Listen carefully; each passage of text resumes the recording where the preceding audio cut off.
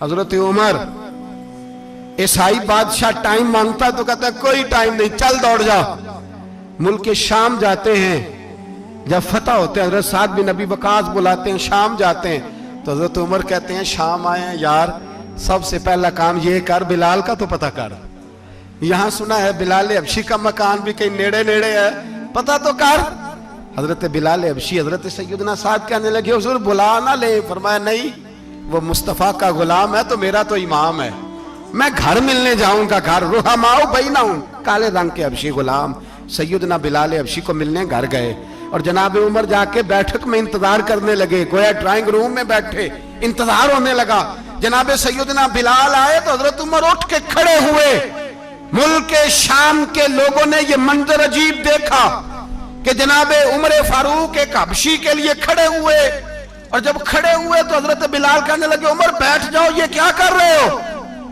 تو حضرت سیدنا عمر رو پڑے، کہنے لگے بلال تو حبشی پہلے تھا، جب سے رسول اللہ کا غلام بنا ہے ساری امت کا امام بن گیا، ساری امت کا تو امام بن گیا ہے جب سے تو نبی پاک صلی اللہ تعالی علیہ وسلم کا غلام بنا۔ بھائی یاد رکھیں، جب اشداء علی الکفار کی بات تھی تو اپنے سگے قتل ہو گئے، اور جب رحماء بینہم کی بات تھی تو پھر یہ نہیں دیکھا یہ حبشی ہے۔ توجہ ہے میری بات پر؟ جاگ رہے نا آپ لوگ؟ ادھر دیکھیں، پھر یہ نہیں دیکھا کہ یہ حبشی ہے، یہ رومی ہے، یہ کون ہے، پھر یہ دیکھا کہ یہ رسول اللہ کا غلام ہے صلی اللہ۔ ہمارے ہاں تو نفرتیں پھیل گئی ہیں، او بس کرو جی بنگالیوں سے جان چھڑاؤ، او بس کرو جی فلانے سے، او بس کر یار، رہن سہن اپنا اپنا ہوتا ہے، لیکن مسلمان جس طرح کا بھی ہو اس کے ساتھ نفرت کرنے کی اجازت نہیں ہے۔ پہلی بات اشداء علی الکفار، دوسری بات رحماء بین، اب تیسری بات ہے تراہم رکعا سجدا یبتغون فضلا من اللہ ورضوانا۔ میں نے جو شروع میں بات کی تھی نا کہ اگر خانہ کعبہ میں 40-50 لاکھ حاجی مل کے دعا ہی مانگ لیتا، دعا ہی مانگ لیتا مل کے تو کمال ہو جاتا۔ حضرت ابو بکر صدیق رضی اللہ تعالیٰ عنہ سے کسی نے پوچھا تھا بدر میں فتح کیسے ہوئی؟ اب بھی مسلمان کہتے ہیں نہیں جی کیسے لڑیں گے جی، ہمیں اپنا بڑا مسئلہ ہے۔ یہ کمزور لوگوں کی باتیں ہیں، کمزور جو خدا والے ہوتے ہیں ان کی یہ سوچ نہیں ہوتی، یہ آرزو کرم اور میں آپ سے کروں، یہ بھیک اس کو جیتیے جس کا خدا نہ ہو۔ یہ کمزور لوگ ہیں جو کہتے ہیں نہیں کیسے ہوگا، کس طرح ہوگا، جن کو پتا ہو کہ ہماری غیبی طاقت ہے ہماری۔ حضرت ابو بکر صدیق رضی اللہ تعالیٰ پوچھا جناب بدر میں کیسے جیت گئے؟ تلواریں زیادہ تھی، نیزے زیادہ تھے، یا آپ کو جاسوسی زیادہ تھی، پتہ زیادہ تھا کہ یوں قابو آئیں گے کافر؟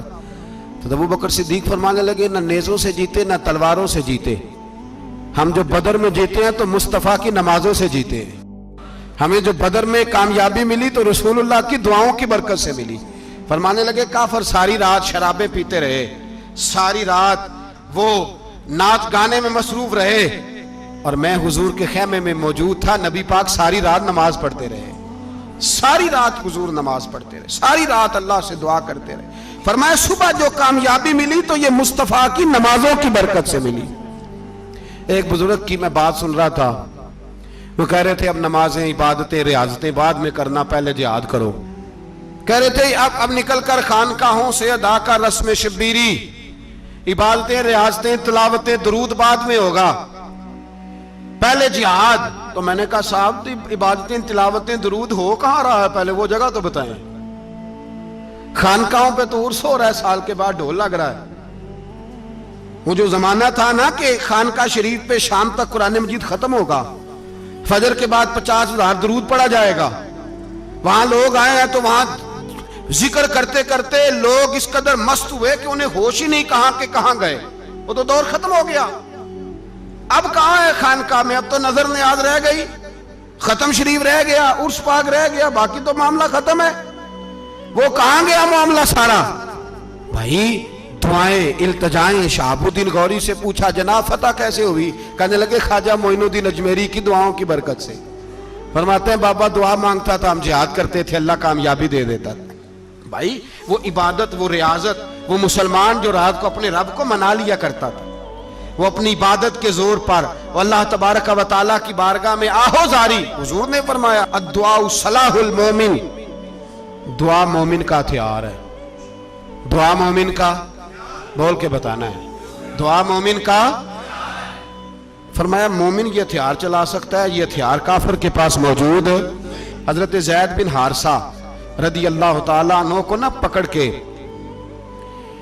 कुछ काफिर उनको पकड़ के ले गए तो एक दरख्त के साथ बांध लिया, कहने लगे तुम्हें कत्ल करेंगे, हुजूर के सहाबी हैं रदी अल्लाह ताला। जब काफिर आपको कत्ल करने लगा ना तो उन्होंने दरख्त के साथ अच्छी तरीके से टांगे बांध ली, हाथ बांध लिए, गर्दन बांध ली, कहने लगा बुला अपने रब को। तो हजरत ज़ैद रदी अल्लाह ताला अन्हु फरमाने लगे मैं तो शहीद होने को तैयार था, लेकिन तूने आजमाने का प्रोग्राम बनाया तो ठीक है, मैं फिर बुलाने लगा हूं अपने रब की मदद को। ऐ अल्लाह मदद फरमा। उसने उतनी देर में तलवार नियाम से निकाल ली, ऐ अल्लाह मदद फरमा। उसने जब तक दोनों हाथों में तलवार सौंप ली, ऐ अल्लाह मदद फरमा। जब तीसरी बार आपने ये कहा तो उसने तलवार उठाई, कहा अल्लाह मदद फरमा। हजरत ज़ैद रदी अल्लाह ताला अन्हु कहते हैं जब चौथी बार मेरी जुबान से लफ्ज निकले, काफिर के हाथ में तलवार थी पर गर्दन भी उसकी कट के नीचे गिर गई, कि गर्दन कट के उसी वक्त नीचे गिरी। मुझे किसी ने खोला, ना मारने वाला नजर आया, ना गर्दन काटने वाला नजर आया, ना मुझे खोलने वाला। तो मैंने कहा आने वाले तू बता तो सही तू कौन है? तो कहने लगे मैं जिब्रील अमीन हूं, मैं जिब्रील अमीन हूं, मैं जिब्रील, मुझे दुश्मनों ना छेड़ो, मेरा है कोई जहां में, मुझे दुश्मनों न छेड़ो, मेरा है कोई जहां में, मैं अभी पुकार लूंगा, नहीं दूर है मदीना। कहा जब तूने, हजरत जिब्रील कहने लगे जब तूने पहली दफा कहा ना अल्लाह मदद फरमा, तो मैं सिदरतुल मुंतहा पे था, मुझे हुक्म हुआ जिब्रील देर ना करना। फरमाते हैं जब दूसरी दफा तूने कहा ना अल्लाह मदद फरमा तो मैं 7वें आसमान पे था, और जब तीसरी दफा कहा मदद फरमा तो मैं पहले आसमान पे था, और फरमाया जब तूने कहा चौथी दफा अल्लाह मदद फरमा तो मैं तेरे सराहने खड़ा था, मैं तेरे सराहने।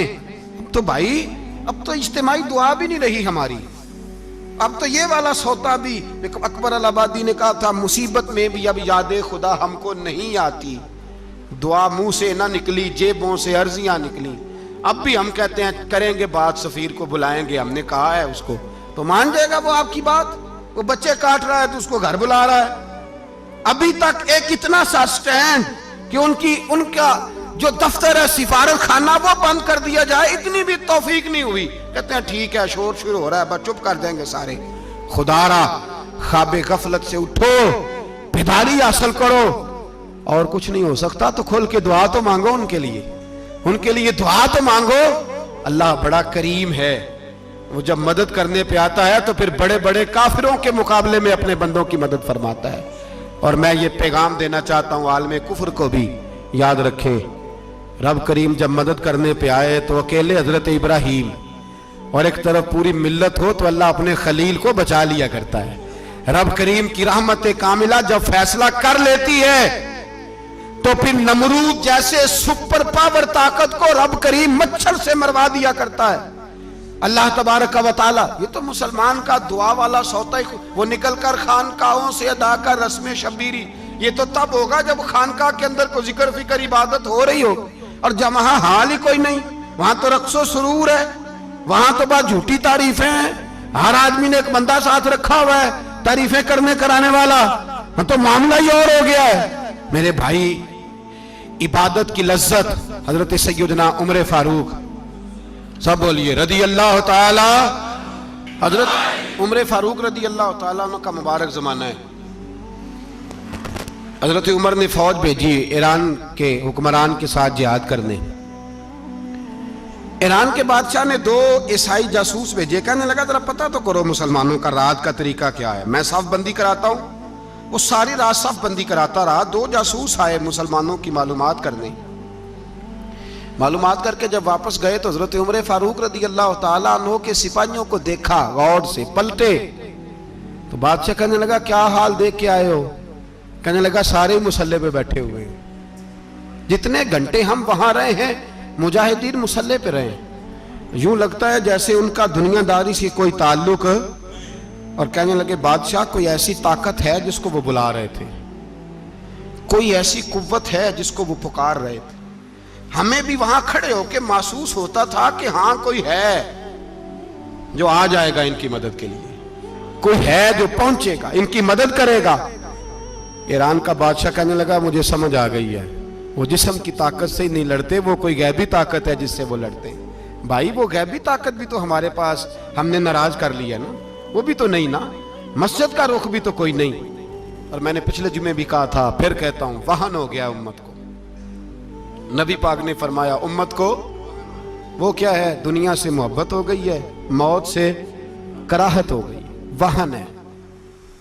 صحابہ کرام کو موت سے بڑا پیار تھا، موت سے بڑی محبت کر، ہماری طرح نہیں، وہ کہتے تھے مریں گے تو منو مٹی، تو وہاں ٹھیک ہے عذاب قبر حق ہے، لیکن میں کہا کرتا ہوں سالوں کے بعد جو پردیس سے ماں کے پاس آئے، ماں اسے عذاب نہیں دیتی، اس کا ماتھا چوما کرتی ہے۔ اور بھائی جو رب کریم کی بارگاہ میں جائے گا، تیرا کیا خیال ہے گل سڑ جائے گا؟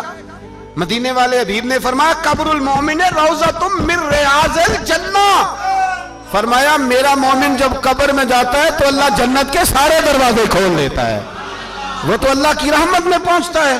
کون کہتا ہے مومن مر گئے، وہ تو قید سے چھوٹے اپنے گھر گئے۔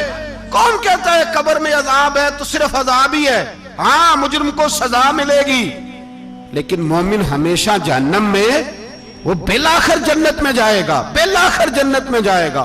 اور کسی درویش نے بات کی، وہ کر کے چلے گئے، بر کمال ہی کر گئے، کہنے لگے دوزخ میں میں تو کیا، میرا سایہ نہ جائے گا، کیونکہ رسول پاک سے دیکھا نہ جائے گا۔ نبی پاک سید عالم علیہ السلام کے غلام تو دیکھو نا، ساری زندگی عمر فاروق بخاری پڑھو تو صحیح، ساری زندگی عمر ہر نماز کے بعد کہتے تھے اللہم ارزقنا شہادت فی سبیلک، اللہ بسترے پہ موت نہ دینا، موت مجھے شہادت کی دینا۔ حضرت سیدنا مولا علی شیر خدا کرم اللہ تعالیٰ وجہ الکریم ساری زندگی کہتے رہے اللہ علی نے میدان میں عمر گزاری ہے، اسے شہادت کی موت عطا فرما۔ او بھائی یہ تو شہادتیں مانگنے والے۔ حضرت امام حسین میدان کربلا میں کھڑے تھے، شمر کہنے لگا حسین تیری چاروں جانب موت ہے، تو آپ فرمانے لگے تجھے ابھی ہمارا پتہ ہی نہیں، موت سے تو ہمارا پیار چلتا ہے، اور فرمایا یہ شہادت تو ہمارا پیچھا کرتی ہے، پہنچ جاتی ہے جہاں ہم ہوتے ہیں، موت سے ڈر آ رہا ہے۔ مسلمان کا مرنے کو دل نہیں کرتا، ورنہ وہ اتنی بڑی کوٹھی میں کون رہے گا؟ مرنے کو دل اس لیے نہیں کرتا کہ وہ جو 6 کروڑ 10 کروڑ ڈالر لوٹ کے رکھے ہیں، مر گئے تو کھائے گا کون؟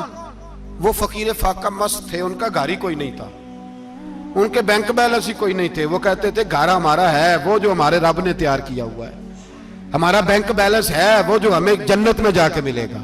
ان کا تو یہ کھاتا ہی کوئی نہیں تھا، اس لیے وہ شہادت کی۔ حضرت عمر بن جموع رضی اللہ تعالیٰ عنہ میدان احد میں 4 بیٹے لے کے آئے۔ کتنے بیٹے؟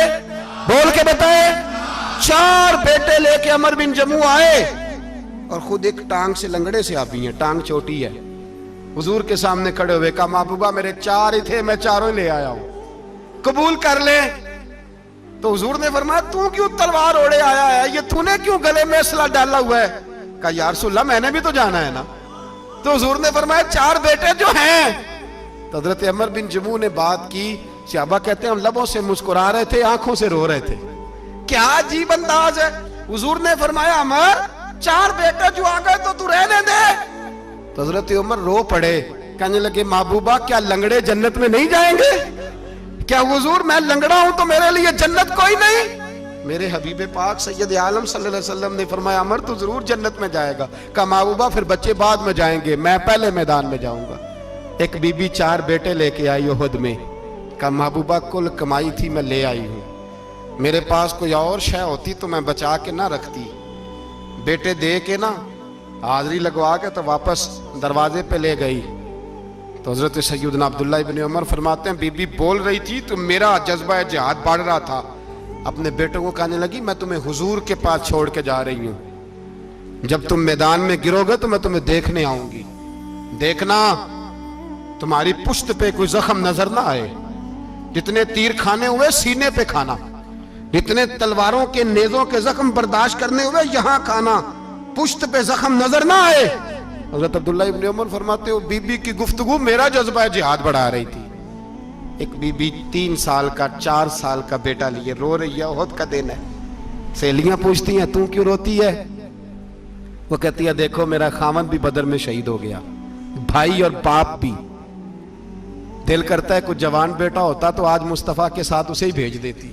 कोई जवान मेरे पास है ही 3 साल का, तो क्या करूं? 3-4 साल का बच्चा क्या करेगा? पता नहीं क्या दलील आई। अचानक उठी, बेटे को सीने से लगाया, कपड़ा डाला, मस्जिद नबवी पहुंच गई। हजरत बिलाल कहते हैं मुझे मिली, कहने लगी बिलाल मुझे पता है हुजूर तैयारी करा रहे हैं जंग की, पर 2 मिनट अगर मेरी मुलाकात हो जाए। बिलाल हबशी कहने लगे हुजूर हम एक बीबी जिद कर रही है। हुजूर बाहर आए, कहने लगी हुजूर मैं फलां की बेटी, फलां की बहन, फलां की बेवा हूँ, मैंने बदर में 3 शहीद दिए हैं, अब मेरे पास ये 3 साल का लाल ही बचा है, बड़ा फख्र है मेरा। लोग मुझे शहीद की बेवा, शहीद की बेटी, शहीद की बहन करते। दिल करता है शहीद की अम्मा भी कहीं जाऊं तो मेरा बेटा ले लें। सैयदना बिलाल कहते हैं हुजूर मुस्कुराए, कहने लगे ये 3 साल का नौनिहाल क्या करेगा? कहते हैं अम्मा का अजीब जज्बा है। कहने लगी महबूबा सुना है असला भी थोड़ा ही है, ढालें ज्यादा कोई नहीं, मेरा बेटा साथ रख लें, जब आपकी तरफ कोई तीर आया ना तो मेरा बेटा ढाल के तो इसको ढाल बना के आगे कर देना। महबूबा ढाल तो बानी सकता है ना। हजरत बिलाल फरमाते हैं मुस्तफ़ा करीम ने फरमाया जा मैंने कबूल किया, कयामत के दिन बेटा घर ले जा, जब तेरा नाम पुकारा जाएगा तो शहीद की अम्मा कह के पुकारा जाएगा, जा तू घर ले जा। कहते हैं चलते चलते एक गरीबनी और आ गई, इतनी सी अट्टी बान की, इतनी सी। बिलाल हुजूर से मुलाकात हो जाएगी। नबी पाक आ गए, तो कहा महबूबा ये गलबा इस्लाम में मेरा भी हिस्सा डाल ले। हुजूर ने फरमाया ये क्या है? कहने लगी हुजूर खामन फौत हो गया, औलाद अल्लाह ने बेनियाजी से दी नहीं, सवेरे चरखा काट के रिज़्क़े हलाल खाती हूँ, मेरे पास ना ये इतना सा बान है, एक घोड़े की लगाम बन जाएगी, महबूबा हिस्सा तो डाल जाएगा ना दीन के लिए, मेरी कबूलियत हो जाएगी। मेरे हबीब ने हाथ उठाए और दुआ मांगी, कहे अल्लाह जितना तू मैदान के मुजाहिदों को अजर अता फरमाए उतना इस गरीबनी को भी अता फरमाना, उतना इसे भी देना। भाई ये जज्बे थे, ये रंग था उम्मत मुस्लिमा का, इसलिए काफिर घर में बैठ के कांपा करता था। अब उसे पता है ये एसी वाली कार से नहीं निकल सकते, उसे पता है कि हमने इन्हें बोतल पे लगा दिया है, अब ये पेप्सी मरिंडा और ये पी के खाने के साथ तो ये मस्त रहते हैं, अब ये नहीं निकल सकते घर से, हमने इन्हें उन चीजों पे लगाया है जो इनके वजूद को खोखला कर रही, अब कैसे मैदान में निकलेंगे? वो इसलिए नहीं डरता कि वो तेरी आसाइशों, तेरी जिंदगी में आने वाली सहूलतों से आशना है। मौत बिस्तर पे भी आ जाती है, लेकिन जिसको मैदान में आती है वो सारी जिंदगी जिंदा रहता है, वो सारी जिंदगी जिंदा रहता है। भाई मरना तो है, लेकिन अगर जिंदगी दीन के काम आएगी तो अमर हो जाओगे, बच जाओगे। हमें रंग दिया है कुरान पाक ने, मुहम्मदुर रसूलुल्लाह वल्लज़ीना मअहू अशिद्दाउ अलल कुफ़ार रुहमाउ बैनहुम। पहली बात यह कि काफिर के लिए सख्ती का जज्बा रखें, नरमी उतनी देर जितनी देर उसे दीन के करीब करना है, लेकिन अगर वो बुग़्ज़ दिखाए तो अशिद्दाउ अलल कुफ़ार, और मोमिन के हक में रुहमाउ बैनहुम। और फिर फरमाया मदद भी मांगो, तराहुम रुक्कान सुज्जदन यब्तगून फदलन मिनल्लाहि व रिदवाना, रुकू करो, सजदे करो, मदद मांगो, और जिंदगी से प्यार न करो इसलिए कि जाना तो है, जब वक्त आए तो फिर शहादत से प्यार करो, फिर सामने खड़ी जन्नत से प्यार करो। अल्लाह की बारगाह में ये इल्तिजा है, अल्लाह आलम इस्लाम के जवानों के दिलों में हजरत सैयदना इमाम हुसैन के जज्बों की खैरात अता फरमाए। आखिर दावाना अनिल हम्द। शाह किसरा ने ना अपने बच्चे को, बेटे को, जब एक ही उसका बेटा था तो उसके दिल में ये ख्याल आया कि मैं इसे उलूम व फ़नून सारे सिखाना चाहता हूँ। उसने अपने बेटे को घोड़सवारी भी सिखाई, तीरंदाजी भी सिखाई, सियासत भी सिखाई, फ़न हर्ब व ज़रब भी सिखाया। फिर ख्याल आया कि मेरा बेटा कुछ इखलाक भी सीखे, दीनदारी भी सीखे। एक दरवेश थे शेख हसन, उनसे कहा कि हज़रत मैं चाहता हूँ कि मेरे बेटे को घर आके पढ़ा दिया करें। तवज्जो है मेरी बात पर? मेरे बेटे को तो हज़रत फरमाने लगे कि अगर तेरे बेटे ने पढ़ना है तो मैं नहीं घर आऊँगा, वो मेरे घर आएगा। تو وہ کہنے لگا حضور میں بھی دیکھ ہی رہا تھا, مجھے بھی ایسا خوددار عالم ہی چاہیے تھا, خوددار عالم چاہیے تھا. بہرحال حضرت کے گھر وہ پڑھنے جانے لگا تو مسلسل 6 سال وہ طالب علم پڑھنے گیا, اور عام طالب علموں کے ساتھ اس شہزادے نے بیٹھ کر تعلیم حاصل کی. جب تعلیم اس کی مکمل ہو گئی, وہ مکمل طور پر فارغ ہو گیا, فنون اس نے پڑھ لیے, علم و ادب اس نے سیکھا, اخلاقی باتیں اس نے سیکھی, دین کے حوالے سے ضروریات سے حضرت نے اس کو آگاہ کیا. جب کافی حد تک وہ ان چیزوں کو سمجھنے لگا تو ایک دن نا بلایا اس کے والد کو کہ اب تیرے بیٹے کی تعلیم مکمل ہوگی. اور محدث اعظم پاکستان رحمۃ اللہ تعالیٰ علیہ فرمایا کرتے تھے کہ مجھے میرے استادوں نے جب دستار فضیلت کی تھی تو میں نے وہ پگڑی کا کپڑا سنبھال کے رکھا ہے, اور جب میں مروں گا تو میں نے اپنے بچوں کو وصیت کی ہے کہ مجھے کفن بھی اسی میں دینا, اس لیے کہ میرے اساتذہ نے یہ گواہی دی ہے کہ اب یہ دین کا چھوٹا سا طالب علم بن گیا. ایک دن نا جب فارغ ہو گیا تو استاد نے اسپیشل بلایا, کہا شہزادے کوئی کام ہے گھر آؤ. تو وہ بھی طالب علم تھا, وہ گھر آیا. جب حضرت کے کمرے میں داخل ہوا تو اندر سے نا انہوں نے کنڈی لگا لی دروازے کی, ہاتھ میں درہ لے لیا, اتنی زور زور سے درے برسائے کہ اس کے وجود پر نشان پڑ گئے, مارتے گئے. میری غلطی استاد جی. اس نے کہا چپ کر, غلطی پوچھتا ہے نالائق. پھر مارا, بہت مارا, اور جب بہت زیادہ مار لیا تو خود بھی پسینے سے شراب, دروازہ کھولا, چل دوڑ جا. شہزادہ تھا نا, باہر کھڑا ہو کے کہنے لگا حضور آپ ظلم کر رہے ہیں, مجھے بتائیں تو صحیح میری غلطی کیا ہے. غلطی بتا کے مارے تو ٹھیک ہوا, پر میں تجھے غلطی بتاؤں گا, چل نکل جا. اس نے گھر جا کے اپنے ابا سے کہا, بادشاہ سلامت سے, کہ استاد جی نے ناجائز مارا ہے. بادشاہ سمجھدار تھا, کہنے لگا بیٹا جو قومیں اساتذہ کو کٹہروں میں کھڑا کرتی ہیں وہ کبھی کامیاب نہیں ہوتی. استاد کا بھی ناجائز نہیں مارا. اگر فزکس کیمسٹری کا ہو تو وہ ناجائز نہیں مارتا, لیکن اگر 8000 کا مولوی ہو تو پھر وہ ناجائز ہی مارتا ہے. پھر سویرے اماں آئی جاتی ہے کہ جی تم مسیتے رہنا ہے کہ جا جانا ہے, 8000 تنخواہ ہے تو میرا 60 کروڑ کا منڈا ہے. میں غلط نہیں کہہ رہا, میں صحیح کہہ رہا ہوں. وہ اگر فزکس کا استاد ہو نا جو 10,000 روپیہ لیتا ہے تو پھر تو ٹھیک ہے, لیکن اگر بیچارہ غریب امام مسجد ہو تو پھر تو وہ شہزادے کو آگ نہیں لگا سکتا. یہ تقسیم ہے ہماری, یہ ظلم ہے. تو بادشاہ نے کہا کہ بیٹا اساتذہ ناجائز نہیں مارتے, تیری کوئی غلطی ہوگی جس کی تجھے نہیں خبر, استاد جانتے. اس نے کہا نہیں ابا میں وہاں رہا ہوں, کوئی بات ہوتی تو مجھے بھی پتہ ہوتی, اور پھر اگر اتنی سخت بات تھی جس پہ اتنا مارا کہ میرے وجود پہ نشان پڑ گئے, مجھے بتایا جاتا. اس نے کہا بہرحال میں تیرے استاد کو کٹہرے میں کھڑا نہیں کر سکتا, وہ تیرا استاد ہے. بڑے لوگ ایسی باتیں کرتے تھے. اب اس نے اپنی اماں سے کہا کہ اماں میرے دل سے بات نہیں جاتی, میرے ساتھ ظلم ہوا ہے. استاد نے قصداً مارا ہے, بلا وجہ مارا ہے, تعلیم سے فارغ ہونے کے بعد مارا ہے, سمجھ نہیں آتی. تو اماں کہنے لگی بیٹا تیرے ابا نے نہ کر دیا تو اب ہاں کون کرائے گا. اور بادشاہ سلامت ہے, سخت مزاج آدمی ہے, میرا بیٹا تو صبر ہی کر. بچے نے صبر تو کر لیا پر اندر سے بات گئی نہیں. ظلم ہوا تھا نا, 30-35 سال بیت گئے. اس کے باپ کا انتقال ہوا تو وہ بادشاہ بن گیا. شیخ حسن بوڑھے ہو گئے تھے, یہ بھویں سفید ہو کے جھک گئی تھی, دونوں ہاتھوں سے لاٹھی پکڑتے تھے پھر بھی مشکل سے چلتے تھے. پہلے دن تخت نشین ہو کے شہزادے نے پہلا حکم یہ جاری کیا کہ میرے استاد کو حاضر کرو. 3-4 سپاہی بھیجے کو بابے کو پکڑ کے لاؤ جیسے بھی آ سکتا ہے. لے آئے, حضرت کو لا کے جب سامنے کھڑا کیا تو کہا استاد جی ناراض نہ ہونا, بوڑھے ہیں کمزور ہیں شک کوئی نہیں, پر میں کیا کروں, آج بھی دردیں اسی طرح میری تازی ہیں, سوچتا ہوں تو پھر مجھے اسی طرح جلن محسوس ہوتی ہے, بتاؤ کیوں مارا تھا.